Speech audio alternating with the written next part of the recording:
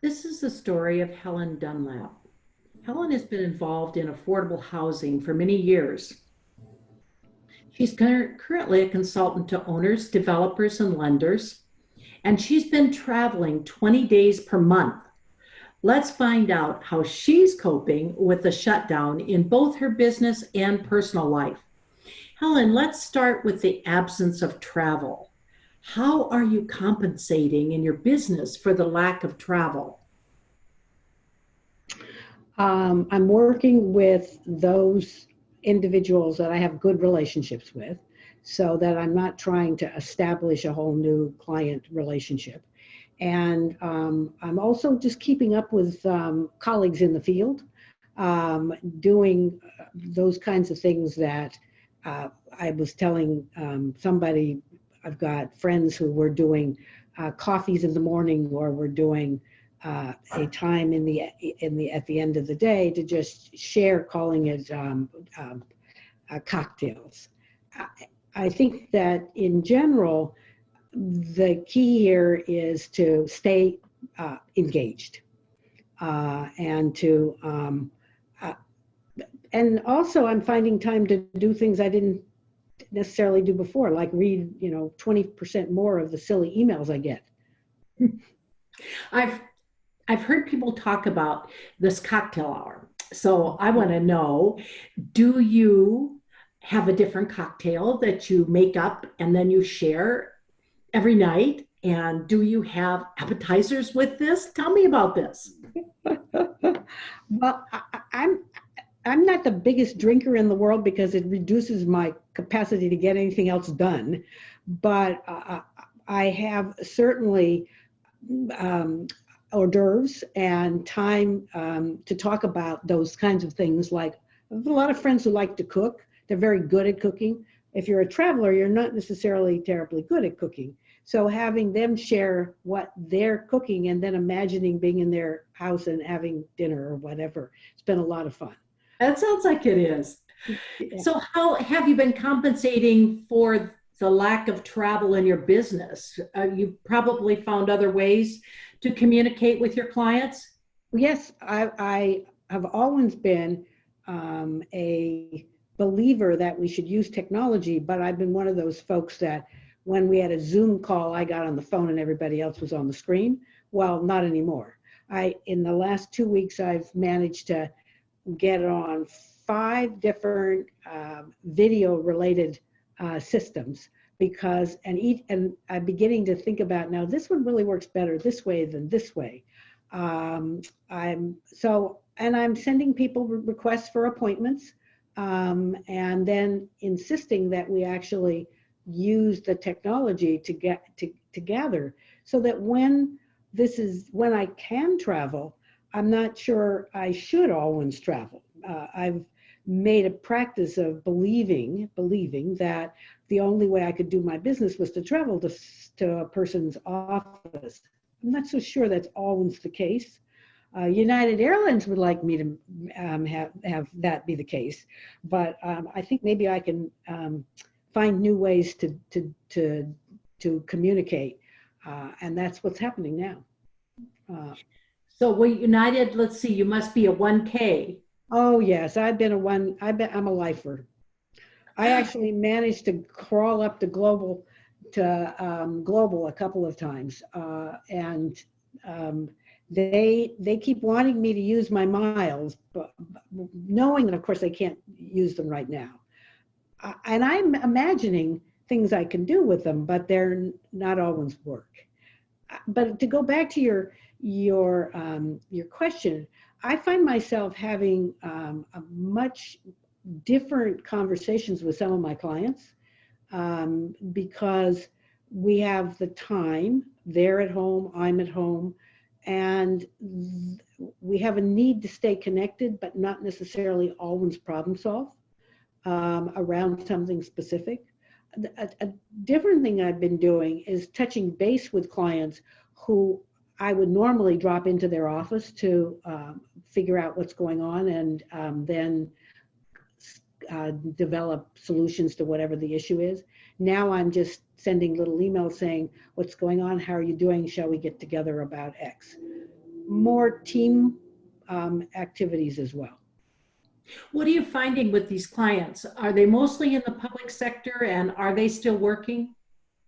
They're mostly in the nonprofit sector, and they're definitely working. In the public sector, I find they're also working, but they're struggling at it because they don't have the same systems, and they may or may not have the ability to hold their employees in a work environment. Whereas with the housing nonprofits, they have an ability to work with their individual employees to make sure that they have things to do. Yes, we all face the problem, I think, if we're in the public sector of, if you don't have a computer at home, can you take the computer home with you from the office when it's public property? Yeah, I remember with HUD, and that was a long time ago, but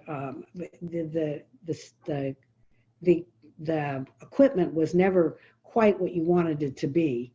And now, of course, I've been living on a laptop. I haven't had a desktop computer for a decade. I use a Panasonic Toughbook, which is one of those computers where you can pour water in it and drop it and do all these wonderful things to it, and it still works. And I have had no problems with my technology. I have to think about sometimes, do I really want to be on my laptop all day, or should I think about something else to do?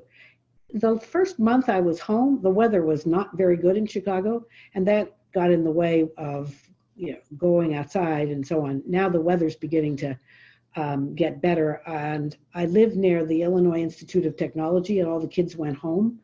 And so I've been walking around the campus, and I noticed that there are daffodils growing, and I've been thinking, I wonder if I dare take a few of those to my house, because nobody's around to see me cut them. So we'll see. Sneaking down the path. You and I are both in the age group where we have to be especially careful. Oh, yes. And are you finding that you are aware of that and more careful as you go out? I'm trying my best not to go out and go to the market or the post office or something every time it passes through my head as something to do. On the mask issue, a friend told me about how if you take an old t-shirt, preferably a man's t-shirt, and you cut the sleeve, you can, see, I have one in my back pocket here, you can make a mask with that sleeve that's very comfortable. And so that's what I've done, because I obviously don't have any masks, and I didn't get home in time to get TP either. So I had to go to the Costco, and now I have 30 rolls of Charmin, which will allow me to repurpose toilet paper for quite a while after this is over, I'm sure. What else have you missed? What have I missed? I've actually missed being able to get outside and just go where I want to go. And I like to take pictures of birds. When I'm traveling, I actually have a sort of each place that I stay, I've learned a little bit about the physical environment, and I've missed being able to go to those various places and see what's going on. I suppose I could figure out how to do that online, because there's so many different webcam systems now, but I do miss that. And on the other hand, I've got friends that I've had for years that I haven't really communicated with, and I got an email this morning from a woman who I used to work with in Pittsburgh, and she went to run a CDFI in Florida, and she just sent me a "how are you?" and so this evening I'll respond to it. So there's things we're missing and things that are filling the space. Well, do you think it's going to make a difference in how we act, respond, do business in the future when this is over? Yes. Well, I certainly think that we're going to be more comfortable using technology to communicate.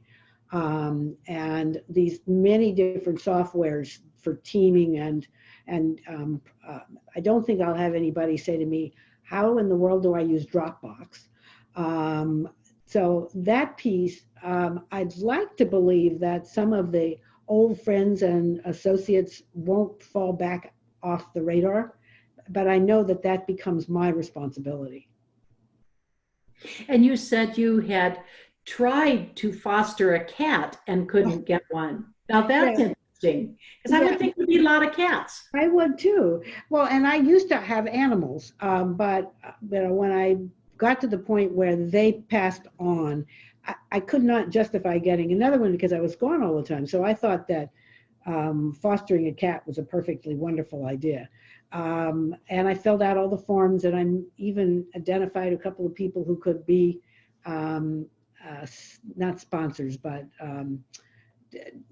references. But they don't have any cats in Chicago. It's just sad. I'm sure that they will. And just about the time that I get to please United Airlines, I'll get a call saying, I have a cat. So it's actually one of the things that the situation forces one to think about is what is the long term?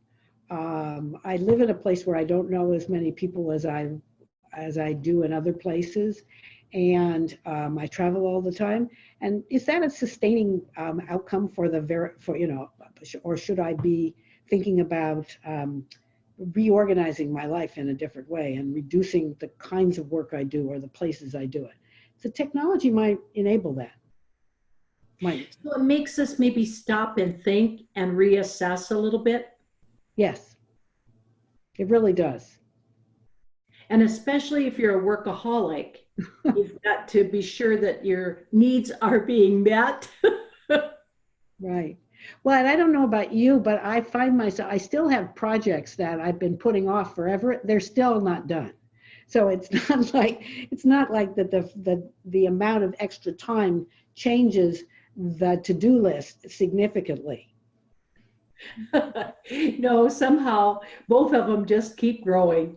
Yes, But definitely. that's good. That gives us a lot of pleasure, doesn't it? When we see a to-do list, then we know we are still relevant and we still have things to do. Oh, absolutely. If I can't put things on the list because I can't figure out where I can be of value, then that would be depressing. That would be depressing. Right.